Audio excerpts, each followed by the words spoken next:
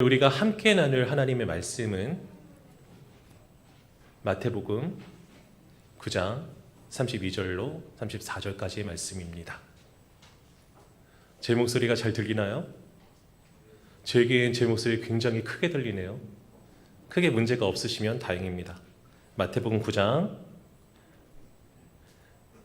32절부터 34절까지의 말씀을 얼마 안 되니까요. 우리 함께 읽읍시다. 합독합니다. 32절부터 준비 시작.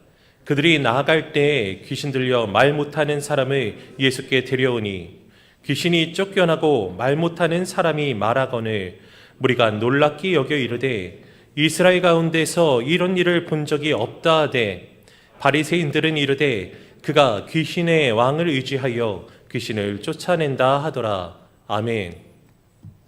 우리는 이제 주님께서 이루신 그 기적을 보면은 이제 놀랄 것도 없다, 그렇죠?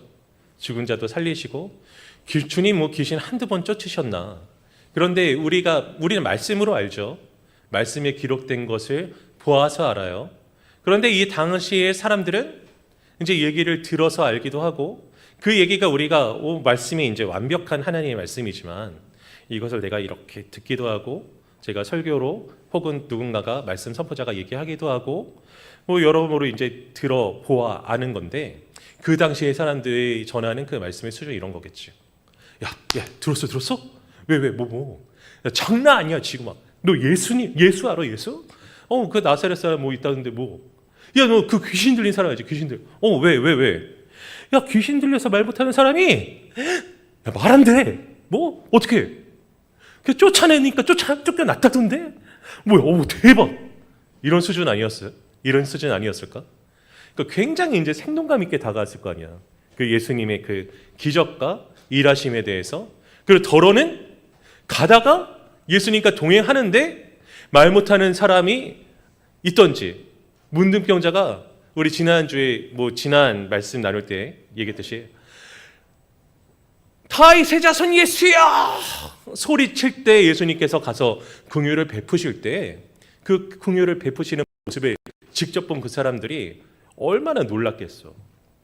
그리고 이 사실은 굉장히 객관적인 사실이기 때문에 누구도 그 사실을 부인하거나 부정할 수가 없는 사실이다.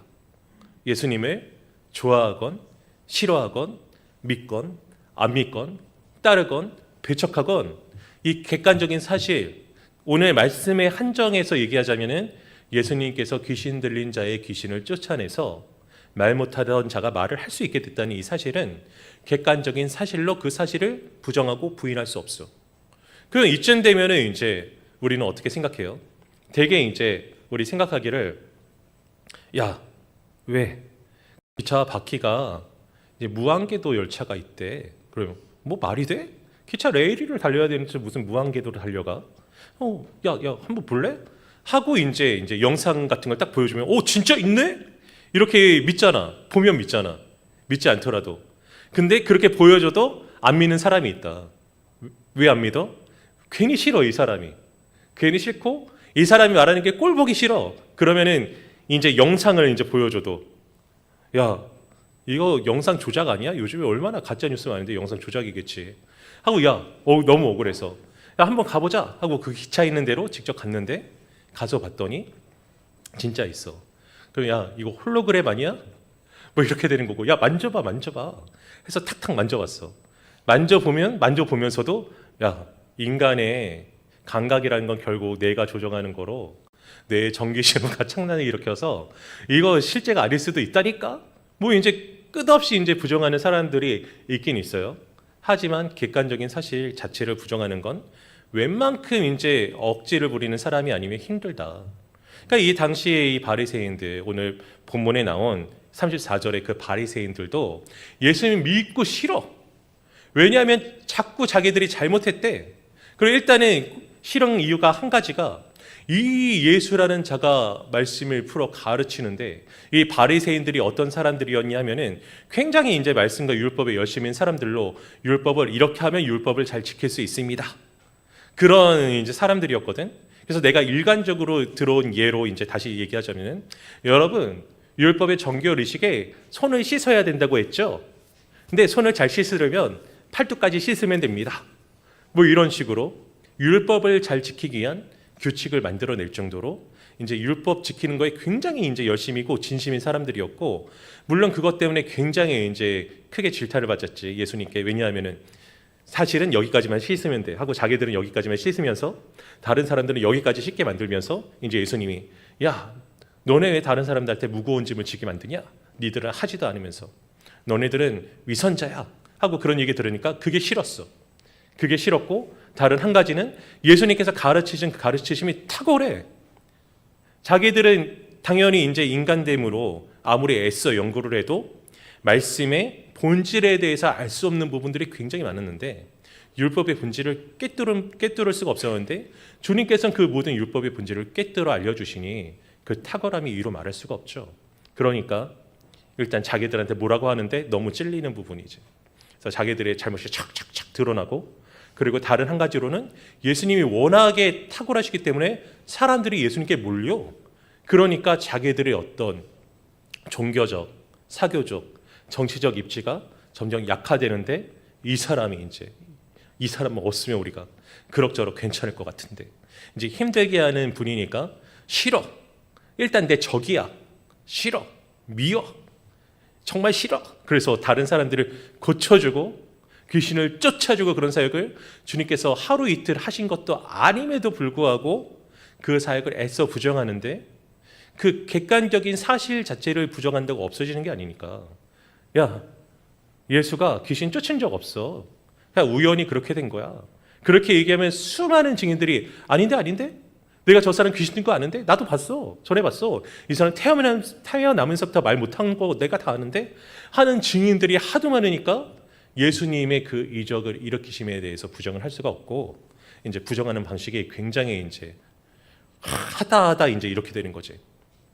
그게 하나님의 역사인 줄 알지? 아니야. 귀신의 역사야, 귀신.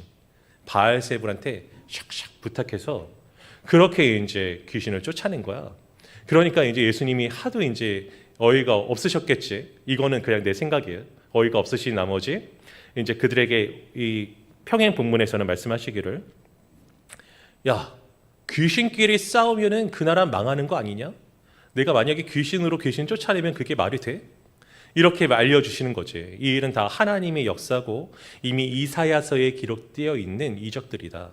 즉 내가 온다고 했던 그 하나님의 선지자고 하나님의 종이고 메시아다, 너희들이 기다린 메시아다라는 것을 계속 이 이적을 통해서 알려주시는데, 그런데 이제 이 바리새인들은 믿고 싶지 않아서 부정한다는 거죠.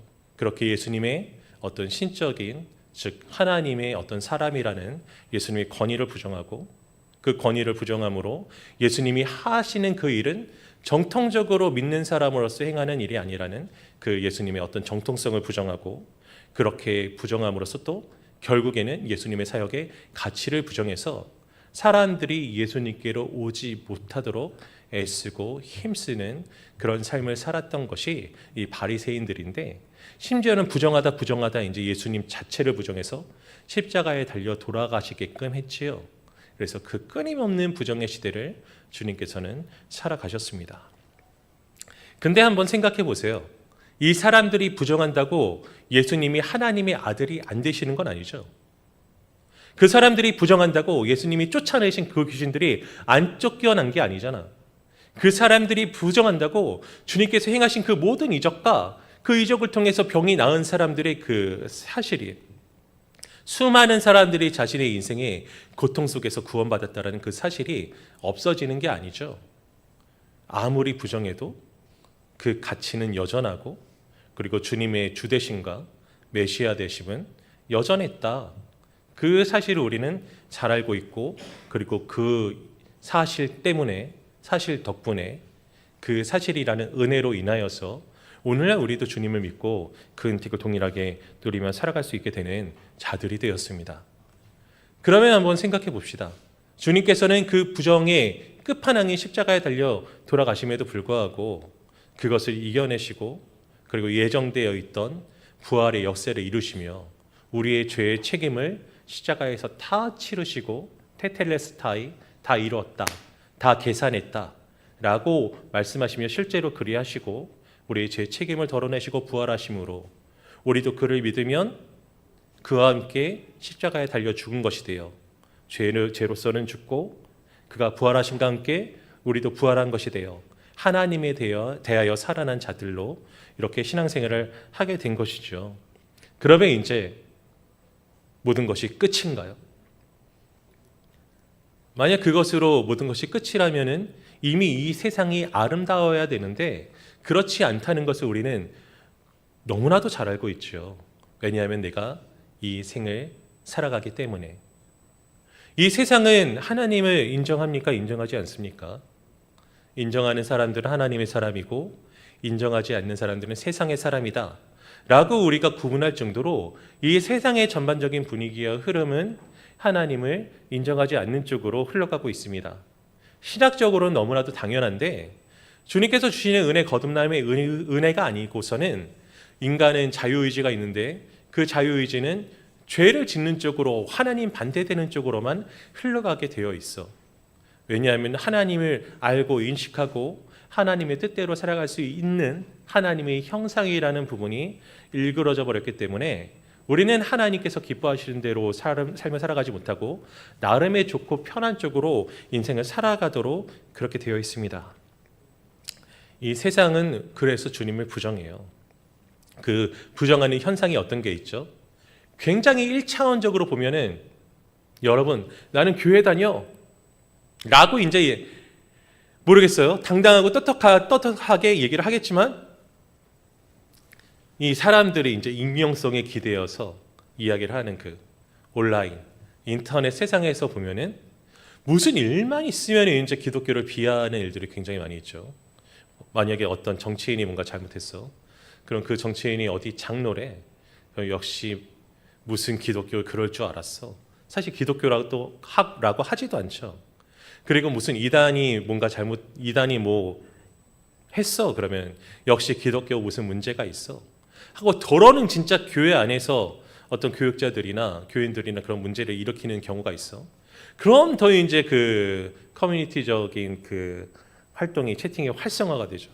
역시 기독교라고 안 해요. 역시 기독교 문제가 있고 그렇고 없어져야 되는 집단이고 막 그렇게 이야기를 합니다. 그런 걸 보면서 나는 굉장히 이제 마음이 아프고 여러분들도 그럴 거라고 생각을 해요. 억울한 측면도 있고 반성해야 되는 측면도 있지만 이 세상에서 누군가 잘못하고 이 세상에서 누군가 문제가 있어도 사람들이 굉장히 온정적일 때가 많아. 그래 사람은 언제나 실수하지 그럴 수 있어. 힘내. 이렇게 얘기를 해줄 때가 많은데 유독 교회에 대해서는 굉장히 엄격하다. 이렇게 생각할 수도 있죠. 교회는 당연히 굉장히 높은 도덕적 수준을 갖춰야 되는 집단이라고 생각하기 때문에 그렇다. 이렇게 얘기할 수도 있으나 그걸 감안한다 할지라도 교회에 대해서는 굉장히 엄격해. 그러면은 뭐 정치, 경제, 사회, 문화 여러 측면이 다 그러한데 그 중에서도 특히 이제 교회에 대해서는 엄격하다라는 그런 생각이 들어요. 그리고 실제로 나가서 전도할 때의 반응, 전도할 때 전도지를 받아들거나 아니면 예수 믿으세요 할 때 네 할렐루야 이렇게 얘기를 하거나 뭐 그런 사람들은 다 교인이죠. 대개는 안 받는 경우도 많고 제가 전도팀을 이제 섬기면서 함께 전도를 해보니까 작년 1년 동안 전도를 해보니까 전에도 한번 얘기했죠.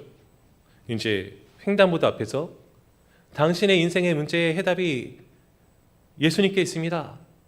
하나님은 당신을 사랑하십니다. 예수님 믿으세요. 하고 건너오기 전부터 막 이렇게 소리치고 있어. 그러고 있으면 나중에 목이 아파서 크게 소리도 못 쳐요.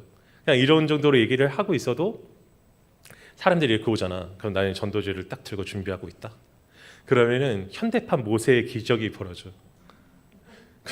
이 부평역 이제 반대편에서 이제 전도하고 있으면은 부평역 반대가 아니고 이제 우리 교회 맞은편에 이제 횡단보도 있잖아. 건너서 이렇게 있고 교회 쪽에서 세븐일레븐 쪽에서 굉장히 구체적이죠. 횡단보도에서 사람들이 이렇게 온다. 오면 한 20-30명 오는 것 같아. 그러면 내가 딱 이제 전도 주려고 하고 있으면은 이렇게 내 앞으로 오는 사람들이 다 기역자로 꺾어져서 이쪽으로 간다. 이쪽으로 가가지고 그걸 보면서 아씨 말하지 말 걸 그러나. 그래서 실제로 그렇게 하면은 한두 명 주면은 이제 많이 주는 거고 이제 조용히 하고 있다가 이제 줘. 전도 나왔습니다. 예수님 믿으세요? 하면 한 대여섯 명 주나? 그래서 그렇다니까. 세상에서 물론 이제 왜 나를 귀찮게 하냐? 내가 길거리를 다닐 권리가 없냐? 세상이 그렇게 얘기를 하지만 어디 사은품 행사를 하거나 아니면 뭐 뚜레쥬레에서 뭐 신장기업해서 이번 쿠키를 하나씩 드려요. 우리도 이제 쿠키 하나씩 달아서 주거든, 전도지에. 쿠키를 하나씩 드려요. 그러면은 나는 왜 과자를 주면서도 욕 먹는지 모르겠는데 누가 전도지를 딱 줬더니 손을 탁 치면서 가. 그래서 안 받으면 안 받았지 왜 그러시지? 이런 생각이 드는데 신장기업에서 뭐 드려요. 그러면 딱 하고 이제 굉장히 이제 관심 안 된단 말이에요. 그래요? 사은 행사는 하나요? 막 그러면서 물론 거기에 행사하시는 분들이 외모가 아름다워서 그러신지 모르겠지만 뭐 그렇게 생각하니 굉장히 슬퍼지는데 그런 게 아니더라도 이제 여러분들하고도 이제 전도를 나갈 계획이 있어요.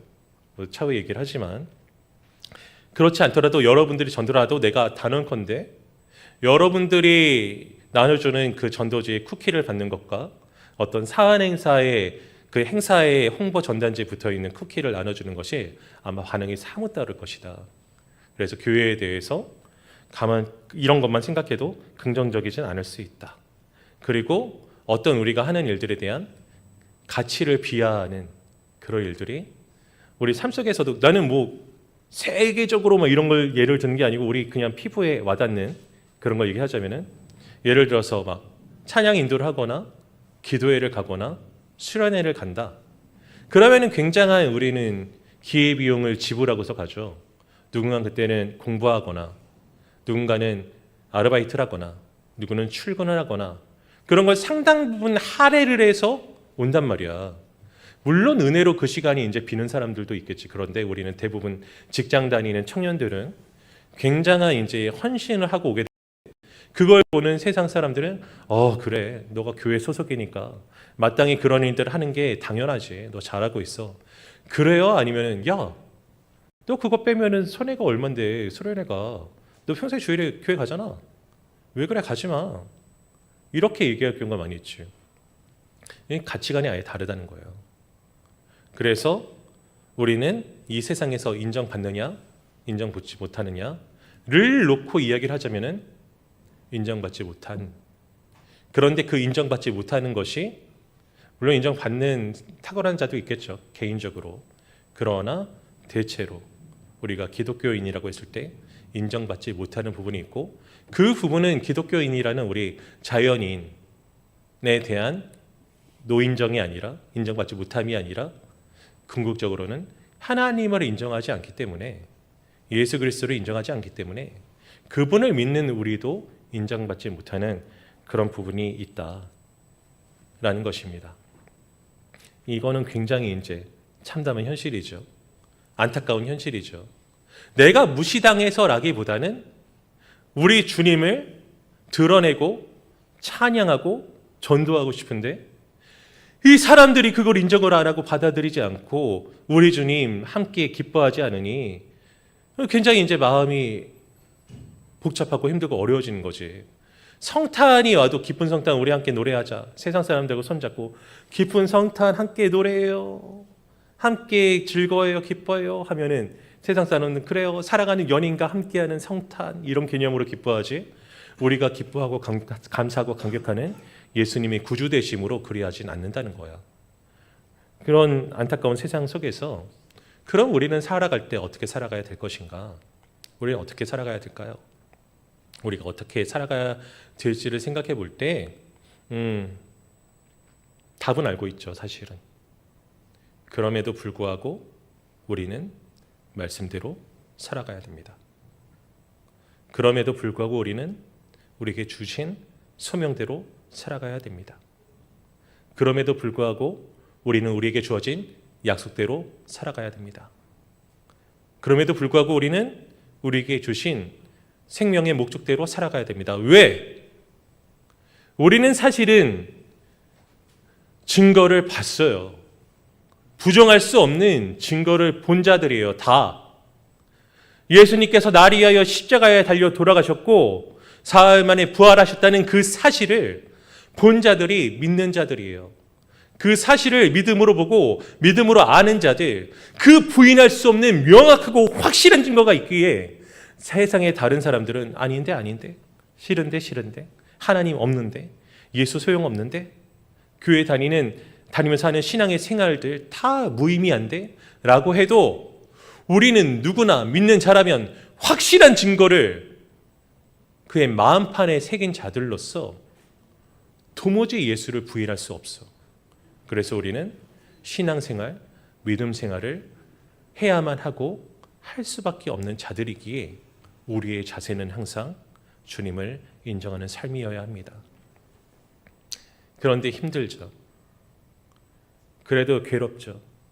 여전히 나에게 있는 학업의 문제나 직장의 문제나 관계의 문제, 사회 속에서의 여러 가지 문제들, 내가 이 시간에 예배 시간만 놓고 봐도 내가 이 시간에 나가서 놀았으면 더 좋았을 텐데, 아주 사소한 것들, 그런 것들이 여전히 바뀌지 않는 이 상황 속에서도 그래도 주님께서 이 예배를 사랑하시니 모여라. 그래도 말씀대로 살아가는 것이 당연한 것이니 그렇게 살아라. 라고 하는 이 강령이 굉장히 폭력적으로 느껴질 수도 있단 말이죠. 은혜가 없다면. 머리로만 내가 믿고 그렇게 살아야 된다는 것이 그저 구호로만 다가온다면 그렇게 살라는 그 말이 강요로 느껴질 수밖에 없다는 겁니다. 근데 이것을 어떻게 설명할까? 이것을 설명할 길이 없어요. 그러나 그대로 살아가는 것이 우리에게 가장 좋다는 것이에요. 이것은 말로 들어하는 것이 아니고 살아내므로 주시는 은혜로 알아지는 것이기 때문에 내가 굉장히 달변가고 내가 굉장히 능력이 있어서 직관적으로 자, 하나님 말씀대로 사는 것이 우리에게 진정한 복이야 라고 가르쳐줘도 말을 해도 나 스스로도 내가 그것을 삶으로 직접 느껴보고 체험해보지 못하면 그 은택을 알지 못하면 능력 있게 신바람 나서 하나님 말씀대로 살아가는 삶을 살아낼 수가 없어요. 그리고 그 사실을 우리 주님께서 하나님께서도 잘 아십니다. 그래서 우리에게 주신 은혜의 방편이 무엇이냐? 기도할 수 있는 것, 성령께서 우리에게 오신 것, 우리에게 간구하도록 한 것. 그렇다면 왜 주께서 우리가 간구하고 소망하고 성령을 의지하지 않으면 그런 삶을 살아갈 수 없게 하셨느냐? 우리를 로봇처럼 만들지 않으시기 위해서, 우리 그 주님을 구하는, 은혜를 구하는 그것을 우리의 충성과 헌신으로 보시고 우리를 칭찬하시기 위해서. 수도 없이 얘기했죠. 그 이유에서입니다. 오히려 저는 믿는 자인데 왜 이렇게 인생이 힘든가요? 하나님 말씀대로 살아가기 힘든가요? 이 힘든 상황이, 세상에서 인정받지 못하는 상황이 우리의 은혜를 위한 것이라는 것을 잊지 마십시오. 우리가 이 어려움 속에서 성령님의 은혜를 구하고, 하나님, 저의 이 상황 때문에 하나님 말씀대로 살아가기가 너무 힘들어요. 저 연약한 거 아시잖아요. 저 너무 괴로워요. 도와주세요. 저는 하나님 말씀대로 살아가기를 원합니다. 소원합니다. 소망합니다. 저를 하나님 말씀대로 살아가게 해주세요 라고 성령님을 간구하며 기도할 때 우리의 그 기도를 들으시고 주께서는 너 내 뜻대로 살아가길 원하는구나. 너 내 말씀을 사모하는구나. 네가 비록 지금 이 상황에서 쓰러지고 넘어져 있어도 너의 마음의 그 깊은 곳에서 나의 뜻대로 살아가기를 원하는 순종의 모습을 보이는구나. 너 잘했다. 내가 너 칭찬해. 그리고 너에게 능력 줄게. 이렇게 응답해 주신다는 것입니다. 문제는 우리가 그것을 추구하느냐 아니면 포기하고 있느냐, 그것을 실행하느냐 아니면 주저하고 있느냐. 이 새로운 해가 됐죠. 새로운 해가 되면서 저도 우리 청년부 친구들과 하고 싶은 일들이 많이 있습니다. 어떤 일들이 있을까요? 가장 궁극적으로는 우리가 하나님 뜻대로 정말로 사랑하는 공동체가 되기를 원해요. 하나님을 사랑하고 이웃을 참으로 사랑하는 공동체가 되기를 원해요. 우리가 하나님을 사랑하여 예배를 귀하게 여기고, 그리고 하나님 말씀대로 어떻게 하면 살아갈 수 있을지를 애쓰고 고민하고 힘쓰고 그것을 시행하는 공동체가 되기를 원해요. 그래서 그 내용을 알기 위해서 구복음학교 신 미라클 아카데미를 수련회 이후에 개강할 겁니다. 그리고 미라클 영성훈련원, 거기에서 교육하는 내용이 말씀학교, 기도학교, 찬양학교, 예배학교 4가지 활동인데 그것을 상시로 모집하여 교육할 겁니다. 그리고 우리 예배 자리를 기뻐하고, 그리고 매월 마지막 주 토요일에 우리 토요 전도팀과 함께하여 실제로 노방 전도의 자리로 나가려 합니다. 제가 작년에도 얘기했죠. 이 일들을 하려 하고, 그리고 우리 수모임도 2월부터는 한 주에 한 번씩 성경 공부 중심의 모임으로 갖고, 그리고 학예 수련회 이후에 성경 공부를 위하여서 애쓰는 그런 조편성으로 변환하려고 합니다.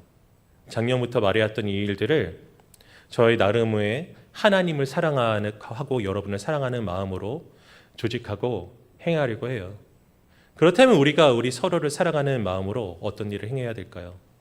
우리가 참으로 서로를 사랑함으로 이해하는 그런 삶을 살아야 할 것입니다. 서로 다른 생각을 가질 수밖에 없어요. 우리는 다른 사람들이니까. 심지어 우리 청년부의 연령은 20살부터 40세까지 제법 폭이 넓어요.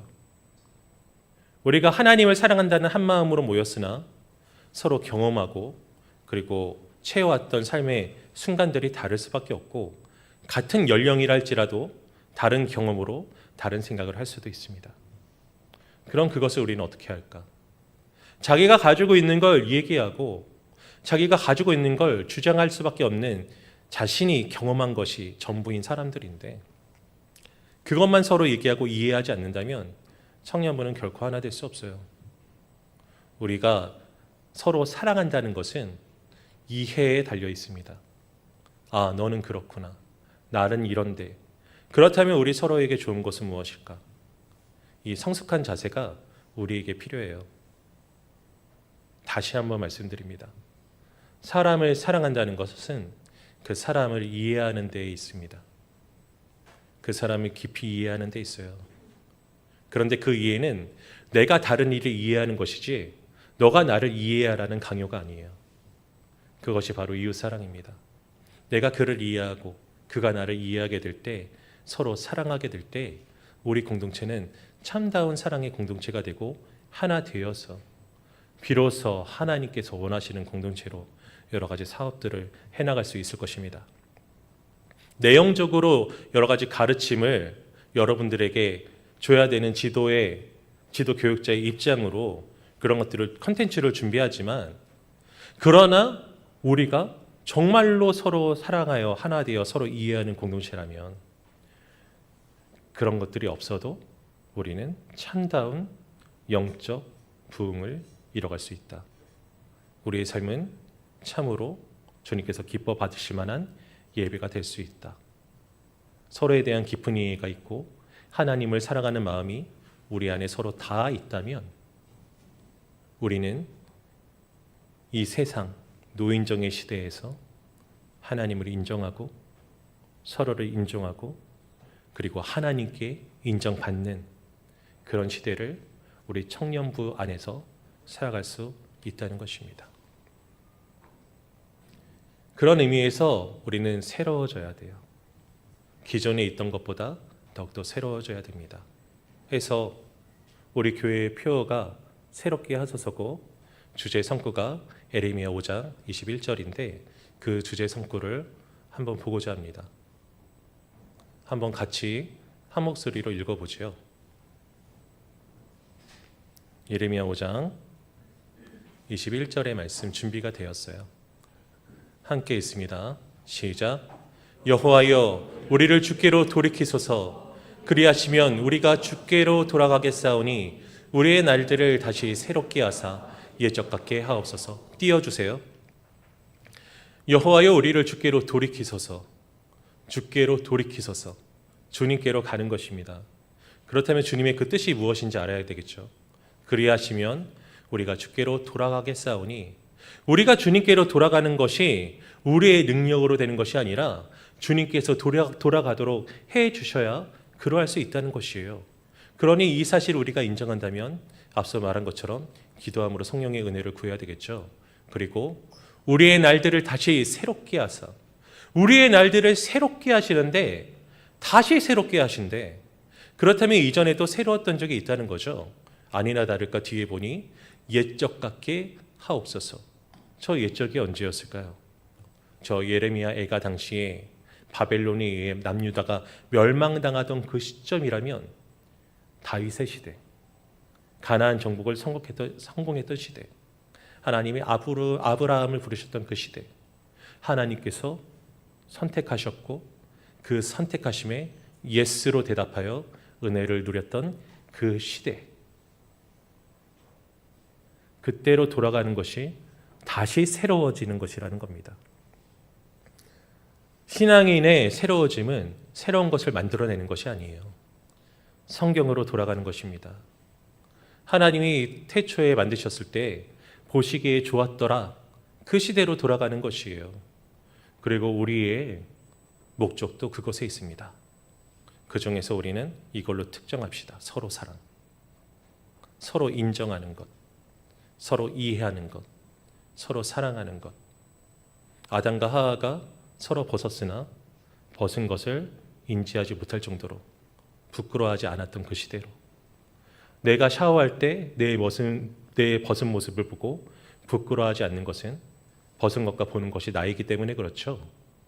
아담과 하와가 서로에 대해 인지하기를 마치 나와 같이 사랑하였기 때문에 그들은 부끄럽지 않았어요. 죄를 범하자마자 하나됨의 사랑함의 그 은혜가 그쳐서 부끄러워진 것이죠. 우리 안에도 서로를 참으로 사랑하고 서로를 인정함으로 부끄럽지 않을 정도의 서로 간의 이해와 사랑과 하나됨을 추구하는 우리 모두가 될 수 있길 바랍니다. 우리가 서로 그렇게 인정하지 못하면, 사랑해 주지 못하면 우리가 어디에서 무슨 인정을 받겠습니까? 반대로 세상이 아무리 우리를 인정하지 않아도 우리가 서로를 인정하고 하나님께서 우리를 인정하신다면 어떤 삶이든지 살아낼 수 있을 것입니다. 그런 인정의 가치를 잘 깨달아 알아. 주님의 뜻을 인정합니다. 그리고 저에게 주신 이 지체들을 인정합니다. 그래서 하나님을 사랑하여 하나님 뜻대로 살아가기를 소망합니다. 도와주시옵소서. 내 힘으로는 저자를 사랑할 수 없지만, 저 지체 저희를 사랑할 수 없지만 주님의 말씀 인정하여 저 사람도 인정하고 참으로 이해하고 사랑하기를 원하오니 성령님 도와주세요. 그 기도함에 누가 해야 되죠? 제가 해야 되나요? 제만 하면 되나요? 손가락을 나에게로, 내가. 한번 따라해 보시겠어요? 손가락을 나에게로, 내가 인정하는 그런 삶을 살아갈 수 있기를.